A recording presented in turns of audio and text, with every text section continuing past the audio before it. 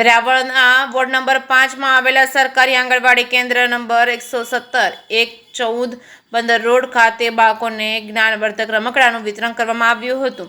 આ પહેલનો મુખ્ય ઉદ્દેશ બાળકોના માનસિક અને બૌદ્ધિક અને સર્જનાત્મક વિકાસને પ્રોત્સાહન આપવાનો છે. આ કાર્યક્રમ લકી કોલોની સ્થિત જય સોમનાથ આંગણવાડી કેન્દ્ર ખાતે યોજાયો હતો. વિતરણ કરાયેલા રમકડાઓમાં પઝલ ગેમ્સ તેમજ અક્ષર જ્ઞાન આપતા બ્લોક્સ તેમજ ચિત્રકામની બુક્સનો સમાવેશ થાય છે. ઉપરાંત બાળકોને પૌષ્ટિક આહાર પણ પીરસવામાં આવ્યો હતો. આ પ્રસંગે ઉપસ્થિત મહાનુભાવોનું પુષ્પગુચ્છથી સ્વાગત કરવામાં આવ્યું હતું. CDPO સવિતાબેન ગોહિલે સરકારની આંગણવાડી સુવિધા અંગે વિસ્તૃત માહિતી આપી હતી. મુખ્ય અતિથિ તરીકે પધારેલા પોલીસ ઇન્સ્પેક્ટર જૈન ગઢવીએ બાળકોમાં રહેલી પુષ્ટ શક્તિઓને બહાર લાવવા પર ભાર મૂક્યો હતો. તેમણે જણાવ્યું હતું કે દેશમાં અબ્દુલ કલામ અને વડાપ્રધાન નરેન્દ્ર મોદી જેવા મહાનુભાવો છે.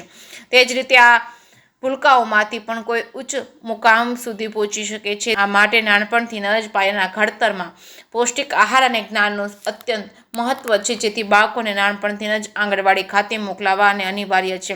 આ વિસ્તારના સમસ્ત મુસ્લિમ સમાજના પટેલ અફઝલભાઈ પંજાએ સંદેશ આપતા જણાવ્યું હતું કે બાળકોને પાયાને શિક્ષણ આપવામાં આવે તો તેઓ તેમના પરિવારને ઉચ્ચ મુકામ સુધી લઈ જવામાં સક્ષમ બને. જે કે સિંગુલ સાથે મહેશ વાજા, સોમનાથ.